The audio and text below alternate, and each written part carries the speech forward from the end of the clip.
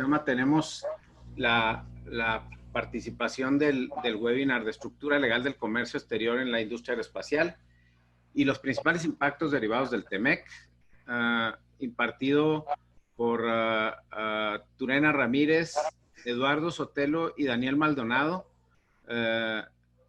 respectivamente socio en Comercio Exterior y Aduanas, igual que Eduardo Sotelo, y Daniel Maldonado es socio de Gobierno Corporativo y Cumplimiento Regulatorio del despacho Sánchez de Bani. Quisiera también agradecer a todo nuestro auditorio del día de hoy y queremos hacerles una pequeña solicitud que por favor nos ayuden apagando sus micrófonos y sus cámaras al ingresar, para poder tener una mejor transmisión y poder escuchar mejor y ver mejor a nuestros expositores. Muchas gracias. Bueno, también platicar un poquito del webinar de la próxima semana. El webinar de la próxima semana es de trazabilidad y mitos y realidades del COVID-19. ¿Por qué es crítico diagnosticar, segmentar y detectar y prevenir una infección, así como llevar a cabo un protocolo? Esto conducido por el doctor Enrique Stupen Margain, el 26 de agosto, 11:30, y también con la participación de varios expositores como Marisol Alfaro, Leonardo Jasso, José Rodríguez y Aitor Ruiz. De Global Unitrade y de ABOT. Muchísimas gracias también. Ahí está el QR para si gustan registrarse. Son bienvenidos, ¿no? Bueno, la siguiente. Bueno, platicar un poquito acerca de la FEMIA. Como siempre, somos una asociación privada sin fines de lucro. Agrupamos a las empresas más importantes de la industria aeroespacial en el país y prácticamente somos la contraparte privada de las instancias de gobierno federal en todo lo que tiene que ver con la industria aeroespacial. Tenemos ahí un collage de nuestros miembros, que ya son aproximadamente como 120, y pues agradecemos a todos ellos el apoyo que nos brindan, y todas son empresas muy importantes que conforman el tejido de la industria aeroespacial de este país. Bueno, también presentarles brevemente a los miembros del staff. Empezamos con las damas: Pamela Arellano, quien es nuestra directora de operación; Mónica Vega, quien es la directora de promoción; Mariana González, quien es la gerente de gestión y membresía; y Marta Ortuño, que es la asistente de dirección. También tenemos a Javier Hurtado, Javier es el director de desarrollo de proveedores, y Enrique Maldonado, quien es el gerente de proveeduría. Y su servidor, Luis Liscano, presidente ejecutivo del organismo. Bueno, ahora me voy a permitir presentar brevemente a nuestros ponentes del día de hoy. Tenemos a la licenciada Turena Ramírez, que tiene un posgrado de negocios internacionales en la Universidad Panamericana y una especialidad en estructura comercial y aspectos jurídicos de comercio exterior del ITAM. También ella es licenciada en Derecho cum laude, con especialidad en Derecho Internacional de la Universidad de las Américas en Puebla, y tiene una experiencia muy vasta en asesoría de empresas multinacionales, en temas de planeación estratégica, auditorías preventivas y reactivas de la Secretaría de Hacienda y otras autoridades competentes, así como defensa y litigio frente al gobierno y tribunales federales. Brinda asesoría legal en comercio exterior, tratados multilaterales y leyes antidumping.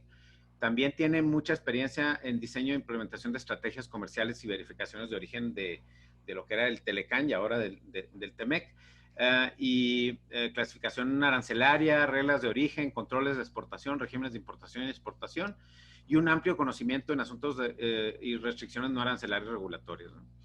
Ha participado en asuntos de alta visibilidad como la negociación con el secretario general de la Organización Mundial de Aduanas en un programa contra la falsificación y la piratería.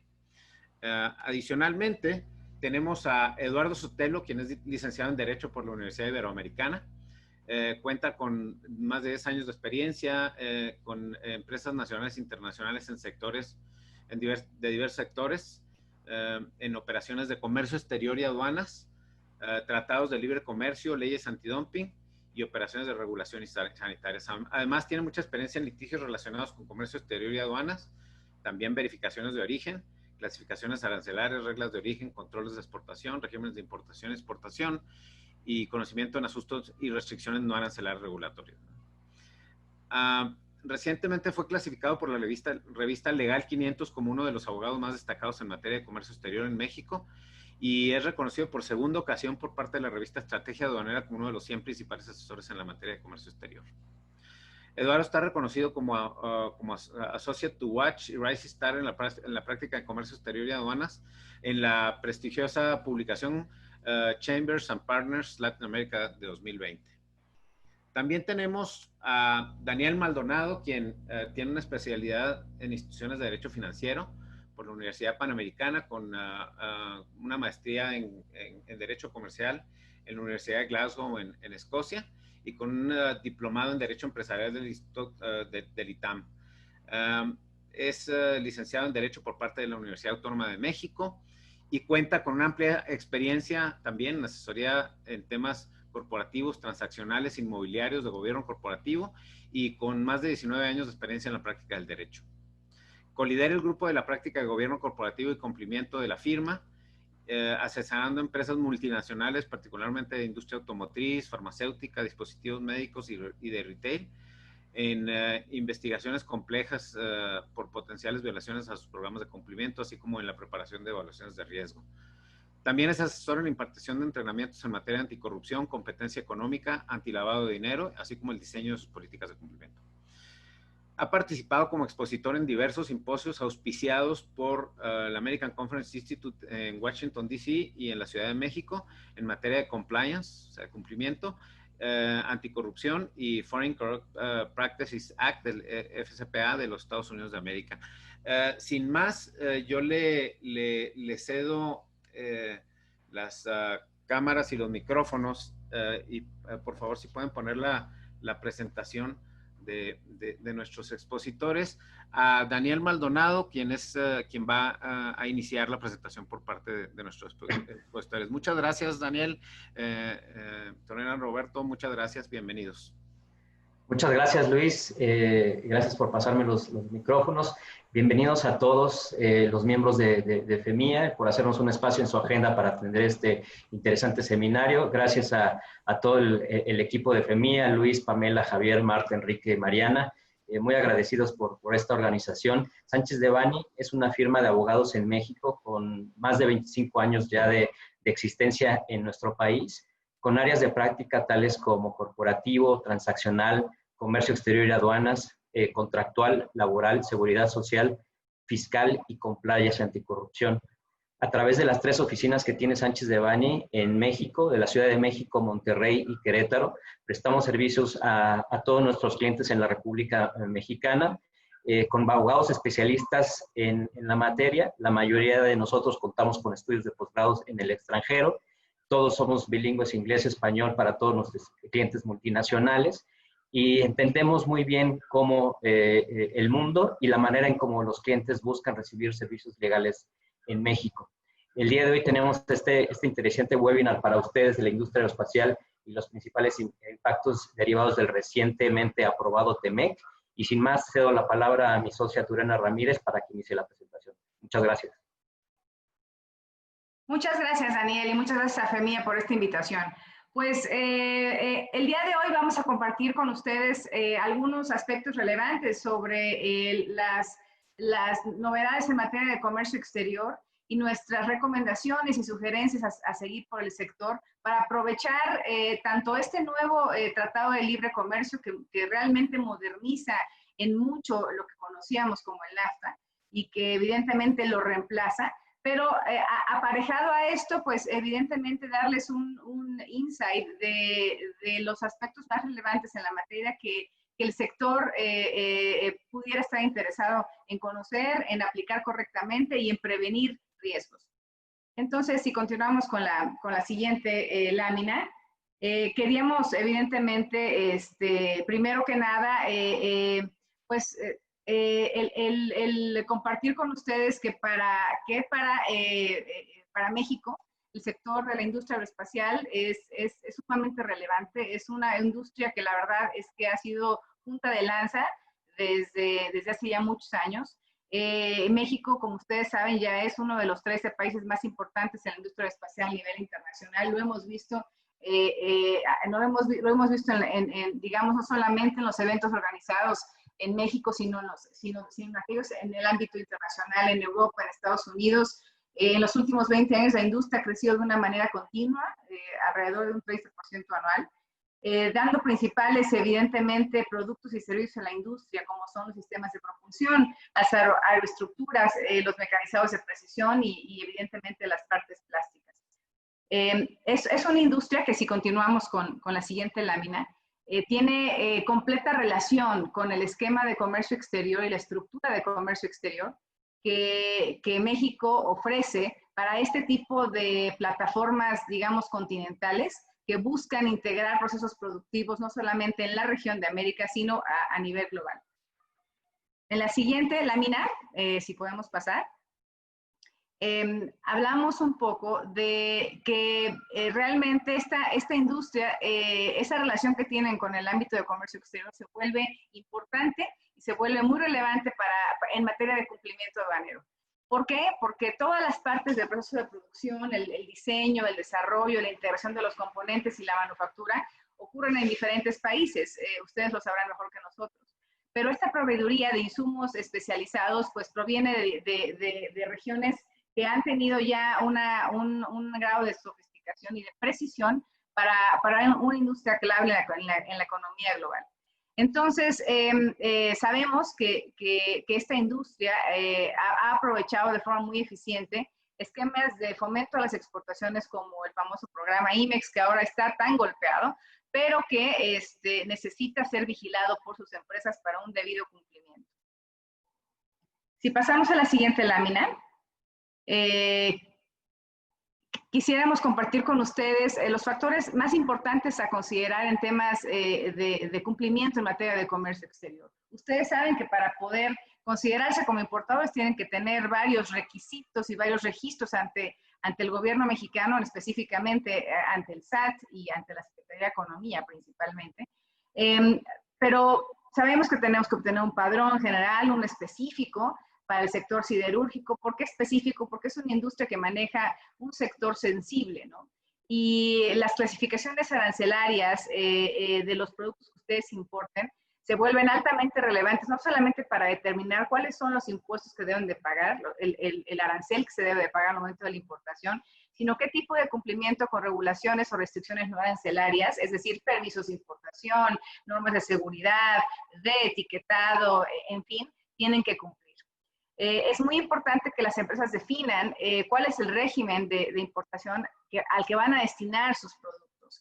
Es decir, va a ser una importación definitiva que está destinada al mercado nacional y no al mercado de exportación, o simplemente a proveer a otra empresa en esta cadena tan sofisticada que tienen ustedes de producción y suministro.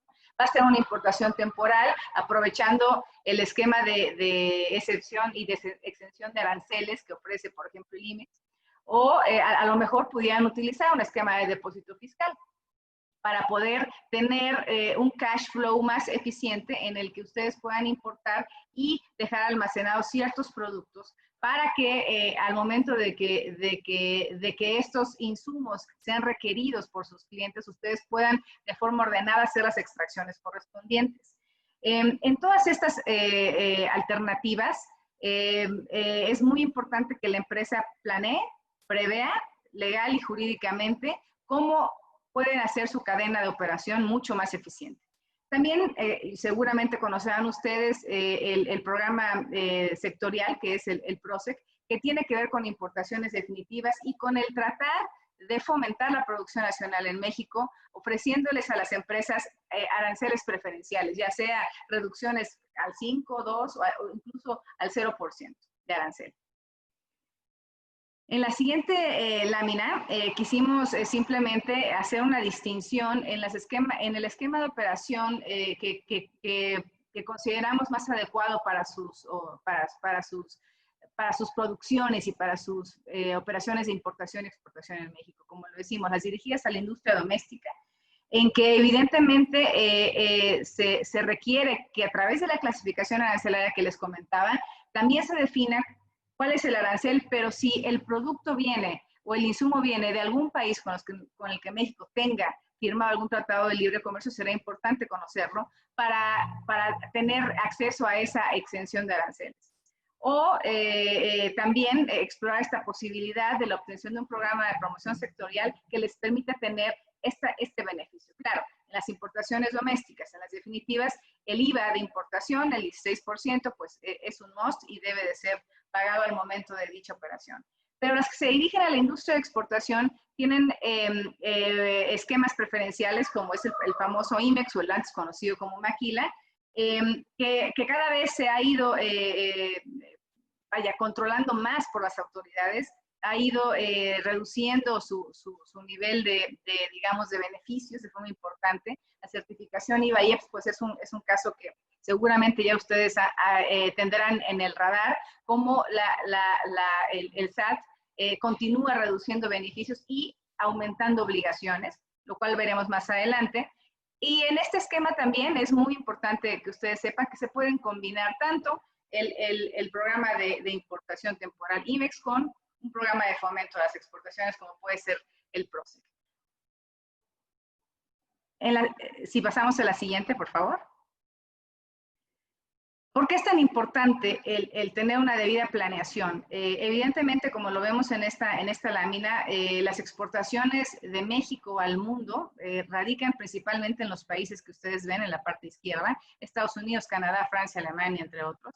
Y las importaciones de estos mismos, para esta misma cadena tan sofisticada de suministro y de producción, también está directamente relacionada digamos que con un network multinacional. Entonces, es de suma importancia el poder tener acceso a este tipo de prevención, planeación estratégica en materia de comercio exterior para que su operación sea eficiente y en costos, evidentemente, no solamente costos reducidos, pero riesgos reducidos. El SAT, como ustedes saben, ha sido muy agresivo últimamente con la necesidad que tienen de recaudar. Entonces, es muy importante que dentro de sus empresas tengan un nivel de Customs Compliance muy exacto. ¿Qué nos aporta el TEMEC o el USMCA? Es un tratado con el que no podíamos dejar de vivir. Esta amenaza de Trump de retirarse del NAFTA, pues sí fue tomada muy en serio. ¿Por qué? Porque no podemos, no habría forma, o bueno, por lo menos no habría forma positiva comercialmente hablando de tener esta integración sin un tratado. Entonces, ¿qué nos ofrece el USMCA? La ubicación geográfica, una sofisticación y calidad de mano de obra, la integración de cadena de valor y la formación, evidentemente, y eficiencia también de sus empleos en México. ¿Y saben qué otra cosa nos ofrece? La tranquilidad de que el inversionista extranjero está protegido en un Estado de Derecho. Es decir, hay cumplimientos internacionales que hoy en día, y bajo las recientes noticias de falta de respeto a cierto tipo de inversión legal e ilegítima en México, el USMCA ofrece precisamente esta garantía a través de sus diversos capítulos. Este tratado entró en vigor, como ustedes saben, ya el 1 de julio de 2020 y se han publicado hasta el momento diferentes disposiciones, reglas generales en materia de comercio exterior, pero también las uniformes, las reglamentaciones uniformes, que son las que los 3 países adoptan para que, como fue en el NAFTA, durante los próximos 6 meses veremos regulaciones que a los 3 países tendrán que aplicar de forma idéntica. O sea, son traducciones perfectas de los acuerdos tomados para la implementación del tratado. Y en la siguiente lámina, para darle paso a que Eduardo nos explique un poco más sobre los capítulos relacionados con las novedades más importantes al TEMEC, hay capítulos que de alguna manera se adaptan a las nuevas tecnologías, que tratan de hacer una facilitación aduanera y comercial mucho más eficiente. Las reglas de origen se han modificado también para adaptarse a una nueva realidad. pero algunas también fueron muy restringidas. No es el caso de la industria aeroespacial, pero sí es muy importante que las conozcamos. Estos son los principales capítulos que ofrece el TEMEC, y pues le pediría a Eduardo y a Daniel que nos explicaran y nos pudieran dar un poco más de insight sobre algunos de ellos. En la siguiente vemos la lámina que mencionaba yo en la pasada, es decir, administración aduanera y facilitación del comercio. ¿Qué es lo que se prevé aquí? Bueno, se prevé que el comercio sea eficiente, es decir, quitar regulaciones para que las partes o los importadores y exportadores que están tramitando operaciones pues puedan llevar a cabo el despacho aduanero de mercancías de manera más rápida y con menos complicaciones, ¿no? Creo que México aquí tiene pues una gran labor, va a tener que sofisticarse todavía más para que esto se logre. Y aquí lo que se prevé es que, bueno, pues que haya un libre y fácil acceso a la información técnica legal aduanera de cada una de las partes. ¿Qué es lo que quiere decir esto? Que básicamente las partes se comprometen conforme el TEMEC a tener en sitios website diseñados exclusivamente para proporcionar información a los usuarios del comercio exterior, donde básicamente se explique de manera muy clara los pasos que se tienen que seguir para poder realizar la importación y exportación y tránsito de mercancías. Entonces, se prevé que deben de estar los pasos de manera muy concreta y de manera muy explicada para que las partes puedan conocer qué se necesita para importar o exportar una mercancía. Después también se prevé la publicación anticipada de regulaciones de aplicación general en materia aduanera de comercio exterior. ¿Qué implica esto?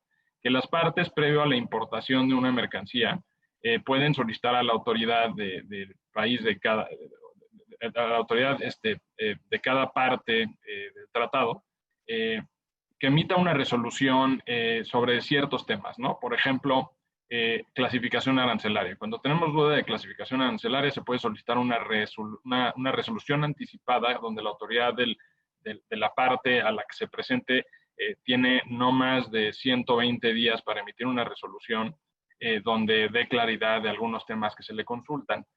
Otros temas, más allá de clasificación arancelaria, pudiesen ser temas de valoración aduanera, ¿no? Como ustedes saben, la valoración aduanera es la base gravable para el cálculo de los impuestos al comercio exterior y, bueno, cuando hay dudas, también se pueden pedir resoluciones anticipadas. Igual en términos de origen, ¿no? Si una mercancía califica como originaria del tratado o no, se pueden presentar resoluciones anticipadas, ¿no? También se prevé que deben haber servicios gratuitos de resolución de consultas, es decir, cuando se presenten consultas a la autoridad relacionadas con procedimientos de importación, exportación y tránsito, no debe de tener un costo, un pago de derechos o algo por el estilo. Y finalmente, dentro de todo esto es un capítulo, se puede decir, robusto dentro del TEMEC, pero tratamos de sintetizar aquí un poquito lo que prevé el mismo.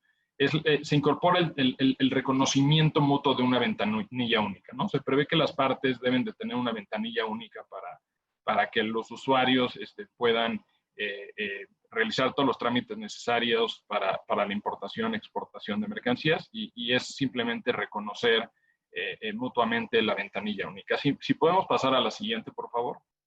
Decía yo lo de resoluciones anticipadas, clasificación arancelaria, valoración aduanera, origen de una mercancía en no más de 120 días tiene que emitirse una resolución. La autoridad de la parte a la que se solicite la resolución anticipada podrá solicitar información adicional. Esta información adicional, es decir, teniendo ya la información presentada que fue requerida, en no más de 120 días se tiene que emitir la resolución. Y esta resolución anticipada estará en vigor hasta en tanto no exista una modificación por causas diversas, ¿no? También se prevé que no te pueden cancelar o revocar la resolución anticipada y aplicarte retroactivamente cualquier tema, siempre y cuando la información que hubiese presentado quien solicitó la resolución anticipada, pues haya dado información veraz y no se esté revocando la misma porque la información no era exacta o fue falsa, ¿no?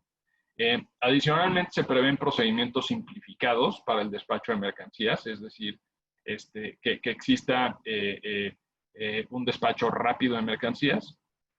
Además, hay despachos en punto de llegada y hay un comité, o sea, se crea un comité de facilitación integrado por representantes de los 3 países, insisto, para revisar los temas que cada parte tiene y ver cómo facilitan el proceso de importación y exportación. A eso me refería yo con el tema de despacho rápido. Son envíos de entrega rápida, presentar información en un único documento que ampare la totalidad de las mercancías, ¿no? Esto se da mucho en empresas de mensajería, despacho de mercancías o arribo, y tenemos finalmente algo que nosotros sí consideramos ya desde hace mucho tiempo un must para las empresas, que es el operador económico autorizado. Ustedes recordarán que hace mucho tiempo existía la certificación de empresas antes de que se creara inclusive el nuevo esquema de empresas certificadas. Era empresa certificada, después migramos al nuevo esquema de empresa certificada y después para tener una homologación con el resto de los países, tanto de la Organización Mundial de Comercio como de la Organización Mundial de Aduanas, migramos a operador económico autorizado. Y se incluye ya no solamente en reglas que publica el SAT, sino también ya en la ley aduanera, ¿no? El tratado ya prevé ahora el operador económico autorizado. Como ustedes saben, lo que te da la certificación que otorga el SAT, en este caso en Estados Unidos el símil es el CITIPAT, por ejemplo. Lo que te da es una seguridad en la cadena de suministro y en base a eso, bueno, pues hay beneficios para operadores autorizados por las partes, ¿no? Nosotros, ¿por qué decimos que es un must? Porque creemos que se dio como algo voluntario y eventualmente creemos que van a obligar a las empresas a migrar a este esquema. Si ustedes son empresas certificadas de IVA, por ejemplo, se van a dar cuenta cómo ya las empresas certificadas de IVA les han reducido beneficios de manera considerable y los únicos que mantienen ciertos beneficios de dejar mercancías por más plazo en México, que tienen muchos otros beneficios, son operador económico autorizado, ¿no? Entonces es importante que lo tengan en cuenta. Y no sé si podamos pasar a la siguiente presentación para que Daniel nos pueda comentar los temas de anticorrupción que son muy interesantes. Listo, muchas gracias, Eduardo. Voy a prender mi cámara. Listo, ahí estamos. En esta diapositiva van a ver ustedes que el nuevo TEMEC, a diferencia del antiguo Telecán, está previendo un nuevo capítulo, es el capítulo 27.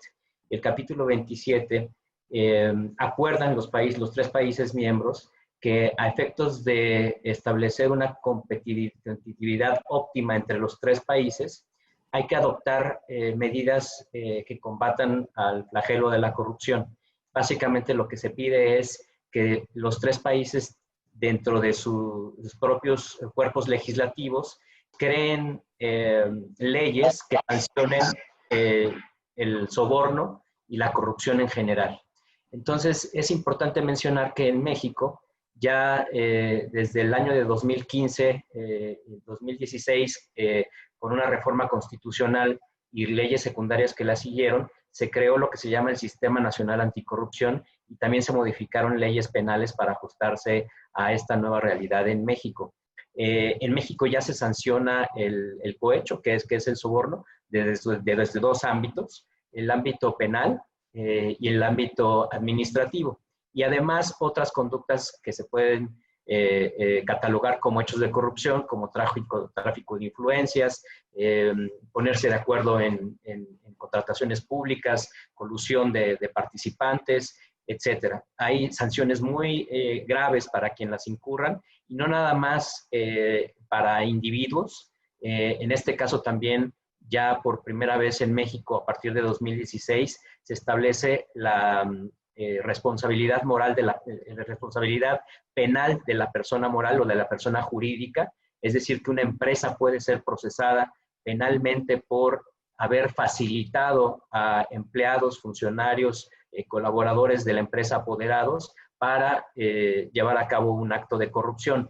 Entonces, esto es serio y esto es algo que, independientemente del TEMEC, ya era ley vigente en México. Hoy lo que se hace es reafirmar ese compromiso por parte de México para sancionar y prevenir, sobre todo prevenir y combatir la corrupción. Es importante mencionar también que además del andamiaje legislativo que ya existe hoy en México y en que les acabo de mencionar, también el TEMEC, los países miembros acuerdan tener ciertos desarrollos para las empresas, sobre todo para las empresas pequeñas y medianas. Hay un capítulo específico, el capítulo 25, que está dedicado a las empresas medianas y pequeñas, a las pymes. Y a las pymes, en una correlación con este capítulo 27, se les invita a que a través de sus países miembros en cada país van a empezar a fomentar que las empresas adopten programas de cumplimiento. Lo que se llama es el compliance en las empresas, que ya es hoy por hoy muy conocido.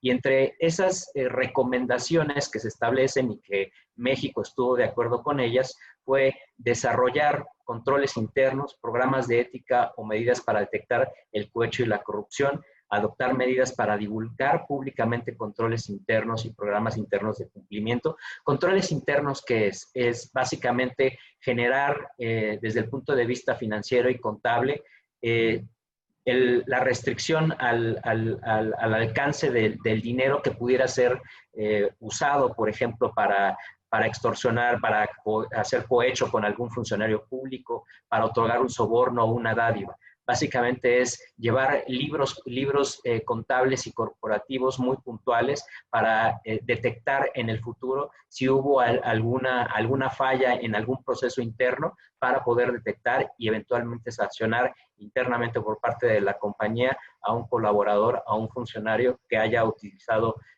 a la compañía para celebrar algún acto de corrupción. Adoptar y mantener estos controles de auditoría, o sea, autorrevisarse, hacer due diligence, hacer autorrevisiones, ya sea por sus propios medios, una auditoría interna, o establecer una obligación de que con cierta periodicidad, cada 6 meses, cada año, haya una revisión de todos esos controles para verificar que estos funcionan y están vigentes. Tener un compliance officer podría ser ello una buena idea. Tener alguien que vigile el buen funcionamiento del compliance dentro de la empresa, y asegurarse que la contabilidad de estados financieros estén sujetos a procedimientos de auditoría y certificación apropiados. Esto, pues, con miras efectivamente a detectar otra vez si recursos de la compañía son utilizados para posibles actos de corrupción. Entonces, en conclusión de estas 2 diapositivas, el compliance y la lucha contra la corrupción son una realidad ahora aún más fuerte para los 3 países miembros, y México no es la excepción, al haber ya homologado parte de su legislación para sancionar el cohecho y la corrupción. Nosotros lo que hemos venido haciendo con las empresas es ofrecerles apoyo para prepararse para estar en el estándar óptimo de la lucha contra la corrupción, ayudarles a homologar sus programas globales de cumplimiento, que generalmente son adoptados en otros países, por ejemplo, Estados Unidos o Canadá, y lo que hacemos es ajustarlo a la realidad mexicana. Les ayudamos a hacer esas auditorías preventivas precisamente, y además entrenar a sus colaboradores para precisamente estar enterados de que existen estos controles, que hay 0 tolerancia para actos de corrupción, y eso finalmente les va a ayudar en toda la cadena de suministro. Si generalmente ya empresas muy grandes, si un proveedor más pequeño quiere proveerle a esa grande empresa, simplemente tiene que demostrarle que ya también tiene estos estándares éticos y de integridad.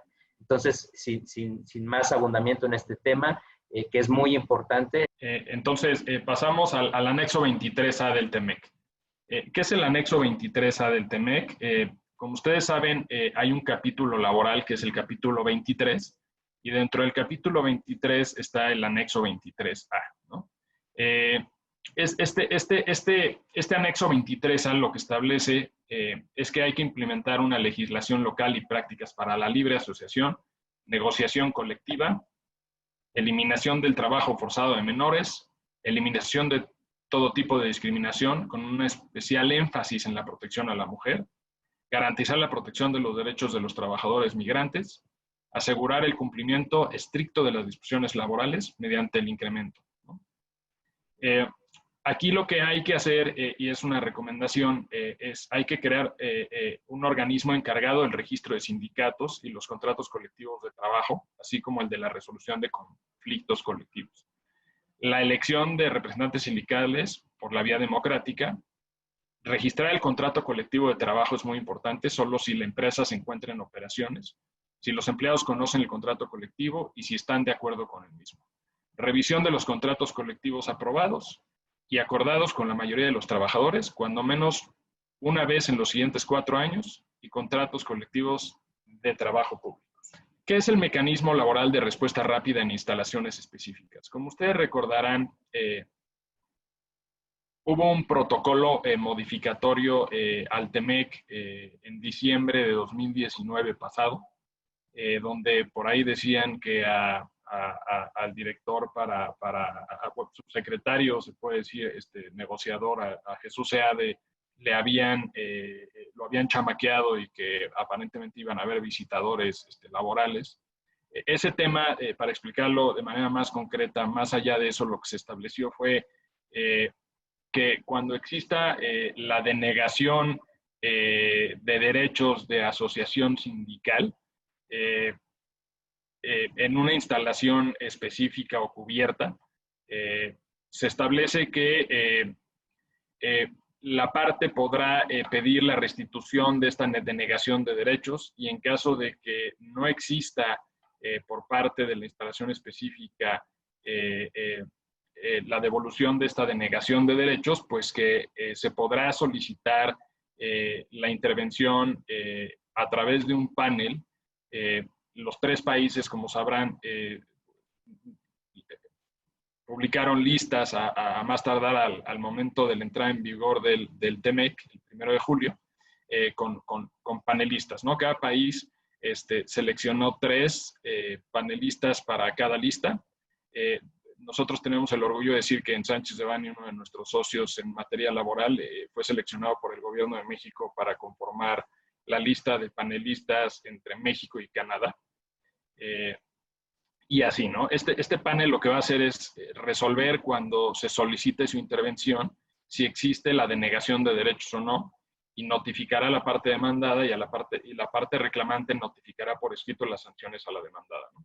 La parte demandada tiene la oportunidad de solicitar consultas dentro de los 105 días a la notificación de la resolución del panel, en la cual podrá negociar las opciones comerciales, y las consecuencias de una resolución dictada por un panel, que también puede ordenar la verificación a una instalación específica. Las consecuencias de una resolución de un panel donde se evidencia en efecto la denegación de derechos puede ser la pérdida de los beneficios arancelarios al momento de la importación, en el caso de Estados Unidos y Canadá, la imposición de sanciones sobre los productos o servicios proporcionados, aunque las sanciones no estén específicamente determinadas, y por 2 o más violaciones, la prohibición de entrada de los productos o servicios. Gracias, Lalo. Sí, lo que tú dices es muy importante. ¿Por qué? Porque es la primera vez que un tratado de libre comercio, ahora también impone beneficios arancelarios, los intrínsecos del tratado, por una violación en materia laboral. Esto ha sido muy discutido sobre qué tanto está violentando nuestra soberanía, pero bueno, esta fue la presión de las autoridades y fue la presión del gobierno americano. Y no solo eso, también las reglas de origen, como les decía en un inicio, fueron modificadas. ¿Qué son las reglas de origen? Son aquellas disposiciones que tendrán que seguir para verificar si la mercancía es totalmente obtenida en el territorio de una o más de las partes, si se produce en el territorio de cualquiera de los 3 países exclusivamente a base de materiales originarios de Estados Unidos, México, Canadá, o si se produce a base de materiales no originarios, pero que cumplan con una regla de origen específica. ¿Cuál pudiera ser esta regla? Un salto arancelario, es decir, que un bien que se clasifique en la fracción o en la subpartida A cambia a la subpartida B después del proceso de transformación, y para eso tenemos que ver cuál es la regla específica que le aplican los productos que ustedes van a ingresar al territorio mexicano o van a exportar al territorio americano. O hay reglas específicas que se refieren al valor de contenido regional, es decir, qué tanto del bien tiene que ser realmente tanto producido en el territorio de México, Estados Unidos o Canadá, y además tenga que tener materiales originarios. Hay un porcentaje que puede variar del 50 al 60% dependiendo del valor, ya sea de transacción o de costo neto que se elija. ¿Qué cambió, además de estos conceptos generales? La regla de minimis, es decir, es el mínimo porcentaje del bien que puede no ser original. Y se aumentó de un 7 a un 10% para este nuevo tratado. Materiales recuperados, que también es un tema importante, se establece que el material recuperado obtenido en el territorio de un país será considerado como originario cuando se utilice en esta producción del bien. Y otra novedad importante que seguramente ustedes ya habrán tenido oportunidad de revisar es cómo vamos a certificar que cumplimos con esa regla de origen. Además de que evidentemente se tiene que tener un sistema de control de inventarios, una trazabilidad específica conforme a la regla de origen que les aplique, porque evidentemente las autoridades en otro capítulo, que también viene contenido en este nuevo tratado, pues verifica si el origen es o no es el que ustedes reclamaron ser como originario. ¿Qué pasa si no es? Pues que se deben los impuestos desde el momento que lo importaste hasta la fecha que se determina en la resolución definitiva, más actualizaciones, multas, recargos y demás. Por eso es muy importante el compliance y la prevención y sobre todo el análisis del nuevo esquema de reglas de origen que ustedes tienen que implementar. ¿Cómo se certifica? Antes era el certificado NAFTA, ahora es una certificación de origen que lo tratan de simplificar. Puede venir esta certificación en la factura, en cualquier otro documento, pero tiene que establecer por lo menos los siguientes requisitos. ¿Quién certifica? Los datos del certificador, del exportador, del productor, del importador. ¿Cuál es la descripción de la mercancía y su clasificación arancelaria? Que como veíamos en un inicio de la presentación, esa clasificación es el código de acceso para saber cuánto pagas y qué tipo de permisos o regulaciones tienes que cumplir, ¿no? Y en este caso, pues, ¿cuál es la regla que te aplica? Por eso la clasificación es un dato importantísimo para todos ustedes que se dedican a estas operaciones de exportación e importación global. Se tiene que especificar cuál es la regla de origen, el criterio que se aplicó, si el periodo, cuál es el periodo de la certificación, si amparan múltiples embarques o no, y evidentemente la firma y fecha acompañada de la declaración de origen. Esta, en términos muy precisos, es lo que ustedes tienen que ahora certificar en cualquier formato que ustedes deseen. Y es muy recomendable, eso lo hacemos con nuestros clientes, que a sus proveedores de cualquier país del mundo que pretendan tener este tipo de beneficios, pues se les haga evidentemente esta revisión y se tengan controles y contratos que también los hagan responsables en caso de que a ustedes como importadores les den alguna certificación inadecuada. Porque al final del día, para efectos de aplicabilidad mexicana, los que pagarían las contingencias serían, pues, evidentemente ustedes. Entonces, vale la pena resaltar. Quizás nada más comentar que en respuesta a una de las preguntas que veo en el chat, con independencia de que las contestaremos al final, volver a señalar que es un formato libre, ¿no? No es un formato oficial, es un formato libre. Así es. Es un formato libre que tiene que contener estos elementos, correcto. Y bueno, en la siguiente lámina simplemente queremos exponerles cuáles son las reglas de origen específicas más relevantes, ¿verdad? Que se modificaron en el TMEC. Evidentemente se puede ampliar y hay un nivel digamos que de detalle muy importante en este capítulo. Pero bueno, las manufacturas de acero, donde ya realmente se nota una protección seria al origen del acero, que tiene que ser, creo que aparentemente es alrededor del 70% que tendría que ser originario, pero tienen diferentes tipos ya de criterios para considerar el origen. El sector químico, que establece nuevas alternativas de procesos químicos para dar este tipo de saltos arancelarios. Las manufacturas eléctricas, que eso viene mucho al caso con el tipo de equipos que ustedes transforman y incluyen en sus cadenas de valor. La fibra óptica, el sector automotriz, que fue el más regulado de todos y fue digamos que el target principal del gobierno americano para tratar de regresar los empleos a Estados Unidos. Muy lastimado el sector automotriz, pero bueno, ahora ya con esta nueva realidad pues tendrá que cumplir.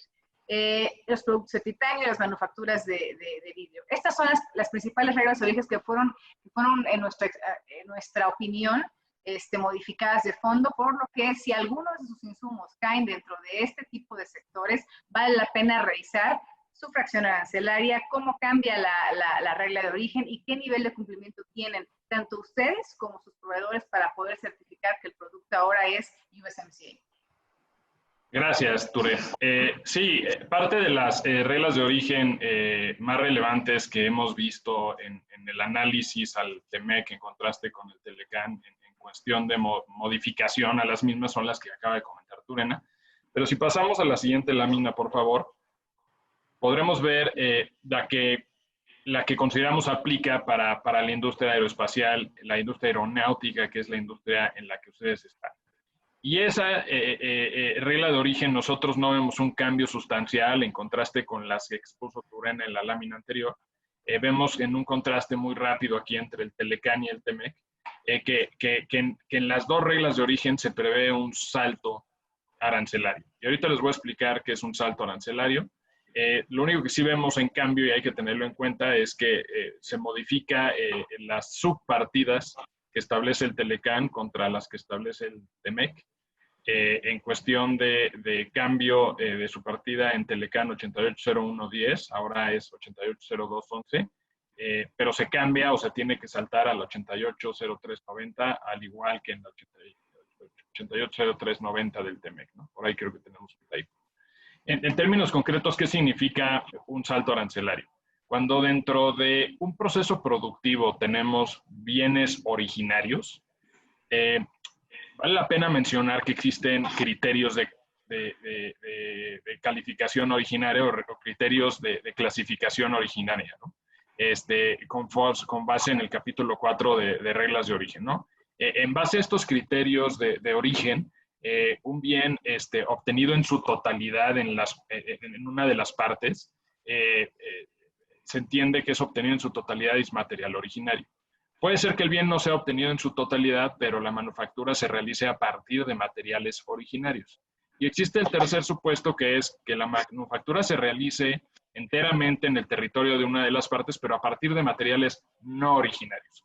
Cuando estamos en el supuesto de la manufactura enteramente en el territorio de alguna de las partes, a partir de bienes no originarios, esos bienes no originarios tendrán que cambiar o saltar a una fracción arancelaria distinta a la del bien final, ¿no? Me voy a explicar de una manera más concreta. Si tenemos insumos clasificados en la fracción arancelaria A, que son no originarios, y el bien final tiene una clasificación arancelaria B, es claro que cuando esos insumos no originarios de la clasificación arancelaria A las traduzcamos a un proceso de manufactura para convertirse en bien final B, pues ahí hubo un salto, cambiaron de la A a la B. Pero cuando los insumos no originarios están clasificados en la fracción arancelaria B, que es la misma que la del bien final, ahí es claro que aunque los involucres en un proceso de manufactura, no hay un cambio de clasificación porque ya estaban en la misma clasificación del bien final. Y ahí no se da el salto arancelario, ¿no? Entonces, esta es una regla de origen específica simple porque solo te pide el salto arancelario. Lo que vale la pena recordar también que algo que se modificó fue el porcentaje de de minimis. ¿Qué es el porcentaje de de minimis? Que cuando no se daba el salto arancelario de un bien no originario, de un insumo no originario, si no representaba más allá del 7% del valor del bien, aún así el bien se podía considerar originario porque no representaba más allá del 7% del valor del bien el insumo que no dio el salto. Ese porcentaje de minimis se amplía en el TEMEC a 10%, y entonces, bueno, esto lo vemos con buenos ojos porque tenemos la posibilidad de tener insumos no originarios que no den el salto con un valor inferior de 10% para abajo, y aún así el bien puede calificar como original. Una de las reglas de origen específicas que sí sufrió muchos cambios, y lo vieron seguramente en las noticias y en todo el proceso de negociación, fue el de la industria automotriz, ¿no? La regla específica atribuible o vinculada a la industria automotriz. Tenemos, además de saltos arancelarios que acabo de comentar, aquí es una regla de origen específica muy compleja porque ya tenemos valor de contenido regional y por primera vez, lo mencionaba Turena, en un tratado de libre comercio vemos tintes o temas muy importantes en materia laboral, ¿no? Ya veíamos el mecanismo de respuesta rápida en materia laboral, pero ahora en una regla de origen específica se incluye un tema de valor de contenido laboral, que eso no lo habíamos visto nunca antes, ¿no? Entonces, vemos un incremento en el valor de contenido regional de hasta el 70% y el 75%, cuando el Telecán pues, preveía 62.5%, ¿no? Aquí se prevé que hay obligación de contar con un suministro de acero y aluminio originario de la región de hasta el 70%, ¿no? Y obligación de contar con un valor de contenido laboral, que esto es lo que yo menciono, de entre el 40 y 45% del valor del bien, del vehículo, debe de tener un valor de contenido laboral del 40-45%, y ahorita lo explicamos un poquito más adelante. Y tiene un tema de régimen de transición. ¿A qué nos referimos con esto? Es a la entrada en vigor el 1 de julio, el tratado ya entró en vigor, es perfectamente un tratado existente, y el Telecán deja de existir, salvo a unas condiciones que permanece su vigencia, y no vamos a entrar a detalle ahorita, pero bueno, a partir de la entrada en vigor del TEMEC, se tienen que cumplir con ciertos porcentajes de este incremento de valor de contenido regional, y va a haber un periodo de transición para ir incrementando por cada año el porcentaje hasta llegar al 70 y el 75, ¿no? Adicionalmente a esto, la Secretaría de Economía publicó un régimen de transición adicional al que prevé el propio tratado, donde a más tardar el 1 de julio tenían que presentar solicitudes para adherirse a ese régimen de transición alternativo, para poder pues tener más tiempo para cumplir con el porcentaje. En vehículos y camiones ligeros, el valor de contenido regional se establece un tope de 75%, y en valor de contenido laboral 40% vehículos ligeros, 45% camiones ligeros. 40-45% del valor del contenido laboral debe de manufacturarse en instalaciones o regiones con un salario mínimo de $16 la hora, ¿no? ¿Qué buscó Estados Unidos, que fue el que impulsó mucho a incluir este valor de contenido laboral? Pues que haya una equidad en competencia en salarios, ¿no? Porque se decía que pues, México siempre por excelencia en comparación con Estados Unidos tenía pues, un costo menor en mano de obra, y aquí lo que quieren es equiparar los salarios para que pues Estados Unidos pueda llevarse algunas producciones. Acero y aluminio originario 70%, ya lo vimos. En vehículos pesados de carga, valor de contenido regional 70%, valor de contenido laboral 45%, acero y aluminio originario. Nada más para cerrar un punto que se me olvidó, también hay unas autopartes esenciales como el chasis, el motor, la suspensión, que tendrán que ser 100%, tendrán que tener un porcentaje del 70% de originarios, ¿no? Aquí, para cerrar el tema de reglas de origen específicas que acabamos de comentar, creemos que para la industria aeroespacial existen oportunidades derivadas del TEMEC. El TEMEC no solo son reglas de origen, que acabamos de comentar. Reglas de origen nada más es el capítulo 4 del TEMEC. Hay muchos otros capítulos. Hay posibilidad de reforzar inversiones a través de una mayor integración económica. Tenemos un capítulo de competencia que es importante conocerlo, capítulo de contratación pública. Se establecen buenas prácticas regulatorias y se establece facilitación aduanera, como ya lo vimos, y una integración del supply chain, ¿no? Entonces, nosotros ahorita tocamos algunos puntos. Fue capítulo anticorrupción, capítulo 4, reglas de origen, pero faltan muchos otros, bueno, capítulo 23, que es el capítulo laboral, pero faltan muchos otros capítulos que hay que conocer, y bueno, pues hay que tenerlo en cuenta, que el TEMEC no solo son reglas de origen, hay muchas oportunidades para una integración económica mayor a la que teníamos anteriormente.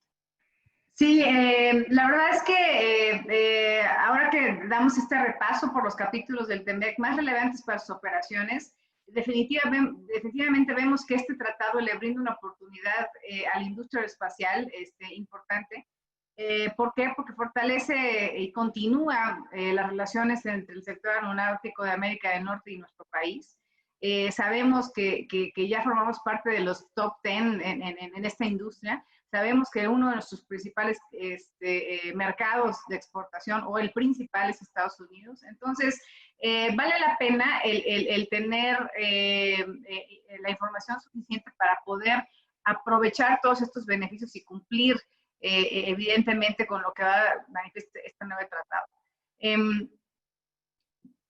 Mencionamos una vez más el esquema IMEX de fomento a las exportaciones para la proveeduría de la región, porque así como los hemos tratado de llevar de la mano respecto a los regímenes aduaneros que pueden ser aplicables para su industria, los que pueden hacer más eficientes, este programa IMEX, que muchos de ustedes a lo mejor conocen o incluso ya tienen, es altamente regulado y es altamente revisado por las autoridades fiscales mexicanas. En este tratado se modifica el antes 303 del Telecán al 2.5 respecto a todos aquellos insumos que no son originarios de la región y que en algún momento tendrán que pagar este arancel, ya sea en México o en Estados Unidos o en Canadá, dependiendo de en dónde se pagaría más por este insumo. Hay muchas salvedades en la industria maquiladora y de integración que conllevan a muchos riesgos en materia aduanera y muchos riesgos en materia, evidentemente, fiscal. Entonces, es muy importante que ustedes, así como Daniel recomendaba el tener un Legal Compliance Officer, también para nosotros me parece, y ahí es donde nos conectamos Daniel y nosotros, necesitamos transmitirles que es muy importante que las personas que estén a cargo de su cumplimiento aduanero, ya sea con programa IMEX o sin programa IMEX, tengan una alta capacitación, se acerquen para pedir asesorías puntuales y se trate de elevar la importancia que tienen estos controles aduaneros para la operación integral de sus negocios en México. Algo que mencionaba yo también al principio de la presentación es que hay una oportunidad que ofrece este tratado de defensa sobre los intereses del sector a través del capítulo de inversión y a través del Dispute Settlement, que es este capítulo en donde si las partes de alguna manera violentan de forma flagrante los principios y los acuerdos establecidos en el tratado, pues habrá un mecanismo de solución de controversias a través de paneles de expertos, ¿no? Porque es importante para respetar el Estado de Derecho y la seguridad jurídica que sus inversiones requieren tener en nuestro país. Entonces, vale la pena mencionarlo. Si nos vamos a mí nada más me gustaría comentar algo rapidísimo, Turán, en función de lo del artículo 2.5 que antes era el 303 del Telecán, porque en la industria aeronáutica hay proveedores de todas las regiones del mundo, es decir, pueden ser que los bienes provengan de Estados Unidos, pero sean originarios de China o de otros países. Aquí es bien importante que sí tengamos en cuenta este artículo, porque quizás el bien final califique como originario del TEMEC, a pesar de haber utilizado materiales no originarios o insumos no originarios, y cumpla con la regla de origen específica que ya comenté yo, es decir, se da el salto arancelario. Quizás el bien final califique como originario del TEMEC. Sin embargo, los materiales no originarios que fueron utilizados en su producción, conforme ese artículo, el TEMEC sí prevé, al igual que lo preveía el Telecán, que cuando se importe específicamente en programas de diferimientos de aranceles como es el IMEX y la manufactura se realice ahí, esos insumos no originarios tendrán que pagar a la entrada a México, a la salida de México o a la entrada de Estados Unidos y Canadá, para que lo tengan en cuenta. Esos insumos no originarios, a pesar de que el bien pueda calificar como originario y pueden importarse a Estados Unidos y Canadá libre de arancel, el bien final, pero los insumos no originarios siguen un tratamiento distinto que habría que, por ende, vigilar y tener mucho cuidado con el artículo 2. Así es, y esto viene al caso con lo que comentábamos al principio de cómo se estructura el Customs Compliance. Es decir, por ejemplo, en este caso, a lo mejor un programa de promoción sectorial pudiera ser una salida importante. Entonces, vale la pena hacer este diagnóstico estratégico, que además del tratado se publica ya una nueva tarifa a los impuestos generales de importación y exportación. Hay un cambio de clasificaciones arancelarias importantes, hay un 38% de fracciones arancelarias eliminadas. Va a entrar en vigor el 28 de diciembre de este año, pero se establece también un nuevo concepto que se llama un número de identificación comercial, que tiene que ver con aparentemente cuestiones estadísticas, es decir, la tarifa aumenta de 8 dígitos a 10, estos dos últimos van a ser este famoso número de identificación comercial, que para aquellos casos de mercancías sujetas a precios estimados tiene un factor relevante, porque en caso de que te equivoques, ¿verdad? Pues la sanción, conforme a la ley aduanera, 184 de la ley aduanera, es que te van a prohibir la transmisión electrónica de datos, lo cual se asemeja mucho a una suspensión en el padrón de importadores. Vale la pena que lo tengan en cuenta y que revisen ahora, además de las ventajas, desventajas y cumplimientos con TEMEC, ahora cuáles son las nuevas fracciones que van a aplicar a sus insumos, productos que van a estar importando a nuestro país. Y finalmente, en la siguiente lámina, lo que queríamos transmitirles es que la política de esta administración ha sido bastante enfática respecto a la recaudación, a la necesidad de recaudar, respecto a la fiscalización, incluso hasta despachos de asesores fiscales que planteen estrategias fiscales óptimas para sus clientes. Tienen un esquema realmente ahora ya desde nuestra perspectiva, un poco restrictivo a la facilitación que el propio tratado está previendo, la facilitación comercial. Un ejemplo de esto es el esquema de certificación IVA-IEPS que se acaba de publicar y que reduce o elimina los beneficios de forma importante que hoy por hoy se tenían.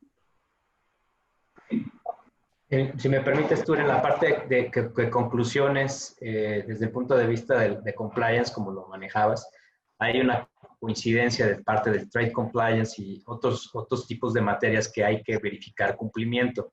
Uno es precisamente el tema del Compliance Officer en temas de anticorrupción y de privacidad de datos sería otro. Entonces, hoy por hoy, y ya con la entrada en vigor de este tratado, pues ya no es que sería bueno que tuviéramos en la empresa alguien que verificara el cumplimiento de las normas, ¿no?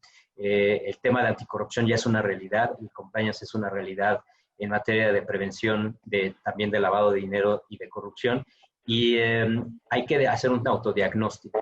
Los invitamos a que esa parte se evalúen ustedes mismos, tengan una lista de las cosas que tienen que revisarse. Nosotros, pues, desde luego, podríamos proporcionarles cuáles son los elementos que se tienen que revisar para ver si cumplen con los requisitos mínimos de un programa de compliance de acuerdo con la ley en México. Y con este diagnóstico, pues hacer los ajustes simplemente en donde sea necesario para efectos de que se compruebe de que están ustedes en 100% cumplimiento. Esto no nada más es para ustedes en lo interior, sino van a mostrarle a sus competidores y también a sus clientes y proveedores que ustedes al estar en cumplimiento elevan su competitividad. Entonces, esto ya no es una cuestión de que sería bueno, sino que lo deben tener. Realmente ya no es una cuestión opcional, hay que verificarse, hay que hacerse un autodiagnóstico y empezar a hacer la aplicación de todos los controles que hablamos hoy en la exposición para el tema de anticorrupción. Adelante, Eduardo. Sí, correcto. Creo que lo que han mencionado ustedes es totalmente acertado y bueno, pues hay que tener mucha consideración en temas, sobre todo en los cambios relevantes para la industria, no solo desde una óptica de ver qué hacemos ahorita para cumplir. Creo que la autoridad ha aumentado la fiscalización de una manera considerable en lo que va del año y hay que tener mucho cuidado. Claro. Y bueno, finalmente lo que queremos ofrecerles evidentemente es pues estos insights del cumplimiento regulatorio, del cumplimiento aduanero, de cómo se integra evidentemente este supply chain de una forma mucho más moderna, mucho más ágil. Eso es lo que pretende el TEMEC, y a la vez estamos lidiando con una administración sumamente restrictiva y altamente recaudadora. Entonces, ese punto medio, ese punto de cumplimiento es vital para sus empresas, como ya lo decía bien Daniel. Y pues no nos queda más que agradecer a FEMIA y a ustedes por esta oportunidad, por esta ventana, por este espacio. Estamos a sus órdenes para cualquier tipo de duda o comentario. Veo que hay varias preguntas en el chat, que no sé si dará tiempo, Luis, de contestarlas en este momento o las contestamos de forma independiente. Sí, gracias. Mira, de hecho sí vamos a atender algunas preguntas, si lo permiten. Vamos a escoger algunas de ellas. Hay algunas que durante el transcurso de la exposición, que por cierto ha sido bastante ilustrativa y bastante interesante, ¿verdad? Han quedado resueltas, pero voy a tratar de agarrar algunas de ellas. Dice, Andrea Salazar pregunta, dice que hay muchas partes y componentes que vienen de la Unión Europea y de China, Singapur e Israel, y aunque sean materiales que sean enviados por proveedores estadounidenses, no aplica el tratado por el lugar de manufactura, ¿eh? Que es precisamente los temas de regla de origen. ¿Pueden platicar un poquito de eso? Están hablando de materiales o productos que vienen de Estados Unidos, pero que traen componentes de otros lados. Sí, si son bienes no originarios, creo que ahí, perdón que me aventure yo primero a contestarla, pero era mucho de lo que platicábamos en la regla de origen específica y en el tema de criterios de calificación de origen, donde básicamente, pues, si tenemos esos materiales no originarios y van a ser considerados bienes finales, pues sí, en efecto, no nos aplica el TEMEC, ¿no? Pero si son insumos, pues tendremos que ver si cumplimos con el salto arancelario que nos prevé la regla específica de origen para la industria, ¿no? Y en dado caso de que no den el salto, pues tendremos que cuidar el porcentaje de minimis del 10% que comentábamos, ¿no?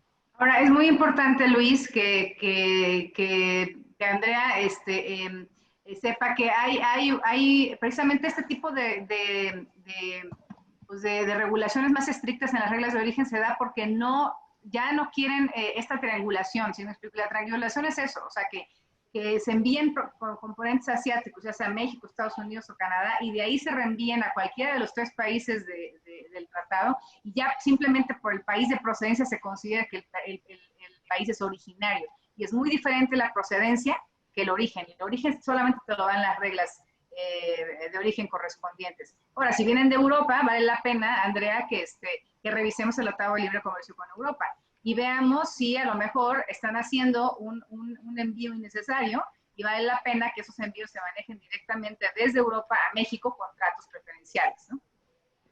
Sí, de acuerdo. Ahí, perdón, creo que lo relevante rapidísimo era el salto arancelario puede hacer que el bien final cumpla con la regla de origen, y eso es el bien final. Pero lo que dice Turena es muy relevante. Los no originarios, ya lo comentamos también, van a tener que acogerse al 2.5 del TEMEC y pagar a la entrada a México, a la salida de México, a la entrada de Estados Unidos o Canadá. Gracias Eduardo, gracias Turana. Otra pregunta de Sanji Alberto. ¿Cuáles son los requisitos iniciales para que una empresa IMEX considere un cambio y sea elegible a recinto fiscal especializado? Lo que pasa es que es recinto fiscalizado estratégico, que es una autorización totalmente distinta. Son muchos más los requisitos con los que hay que cumplir. Entonces, digo, es una pregunta muy amplia, pero bueno, uno es un programa de diferimiento de aranceles, un programa de promoción, un programa de exportación, que es el IMEX, que te lo otorga la Secretaría de Economía, y el recinto fiscalizado estratégico es una autorización que te otorga el SAT, y es pues todo un régimen, porque es un régimen de importación. Entonces, bueno, pues es una pregunta muy amplia y sí hay que cumplir con muchas cosas más que con lo que establece el decreto IMEX para el IMEX y las reglas de economía.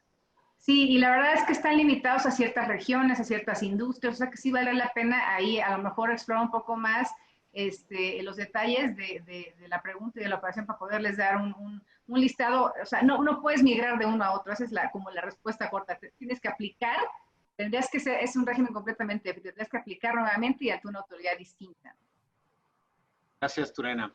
Otra pregunta de Angélica López, dice, para verificar si el producto terminado cumple con la regla de origen, ¿se seguirá usando el análisis NAFTA como anteriormente lo llamaban por parte del broker? No, el Telecán ya dejó de existir en la vida jurídica a partir del 1 de julio, ¿no? Es un tratado que ya perdió su vigencia y el nuevo tratado es el TEMEC. Ese es el que está en vigor desde el 1 de julio. Para bienes nuevos que queramos certificar, no vamos a poder emitir un certificado Telecán hoy. Tenemos que emitir un certificado bajo el TEMEC, que es un formato libre, como lo comentó Turena, y tenemos que cumplir 9 puntos que están bien claros y especificados en formato libre en el propio TEMEC.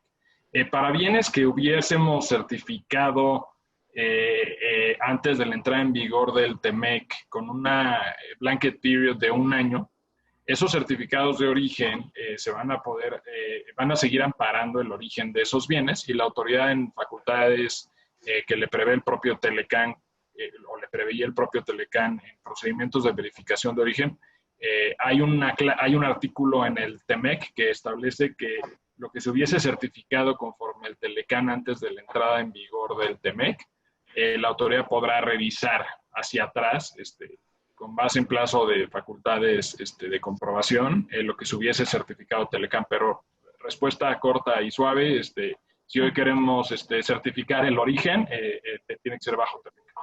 Sí. Gracias.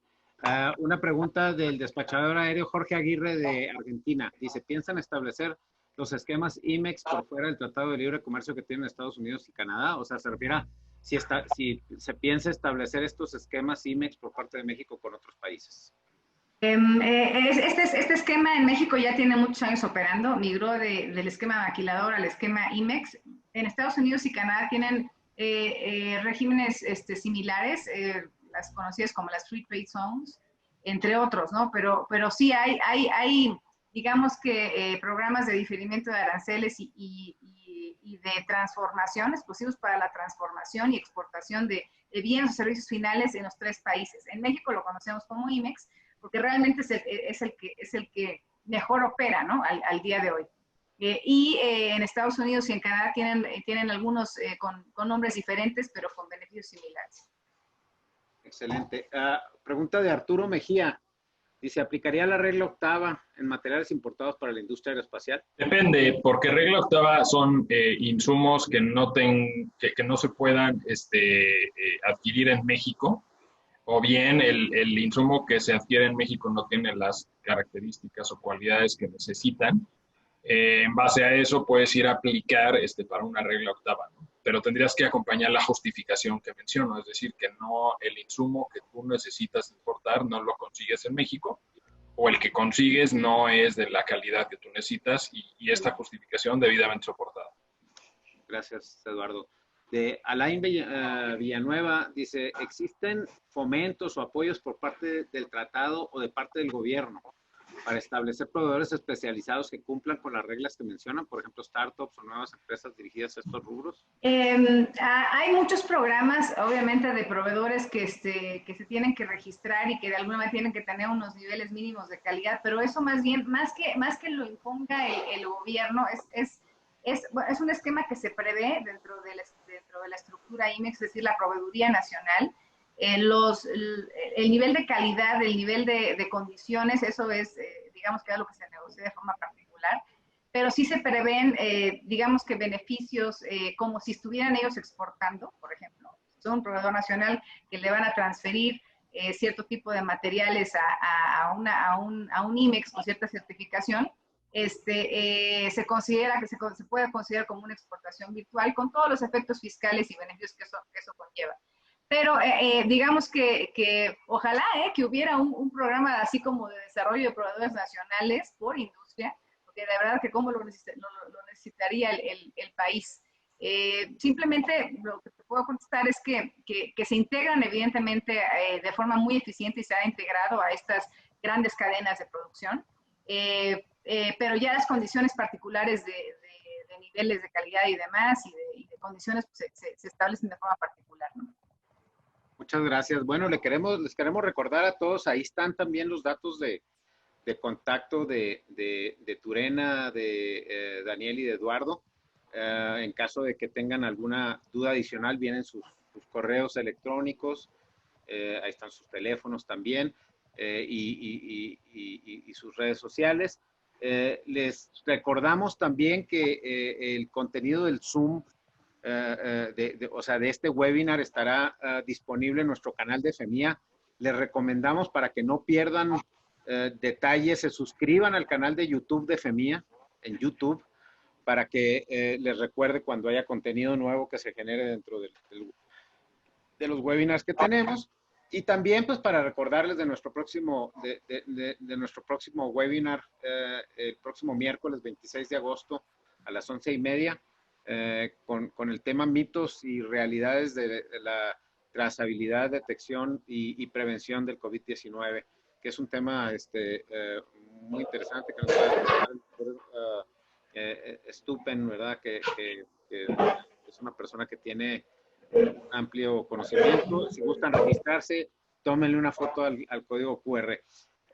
Sin más, no me queda más que agradecerles, Turena, Eduardo, Daniel, muchísimas gracias. Fue una excelente exposición y fue un excelente webinar. Les agradezco mucho la buena disposición para pasar toda esta información y para contestar las preguntas de manera tan atingente. Muchísimas gracias. A nombre de la Federación Mexicana de la Industria Aeroespacial, nos despedimos y pues, que tengan, por favor, una excelente día y, por favor, manténganse saludables. Muchas gracias. Gracias a todos. Gracias a todos. Gracias, FEMIA. Gracias, Luis. Gracias, Daniel. Hasta luego. Adiós.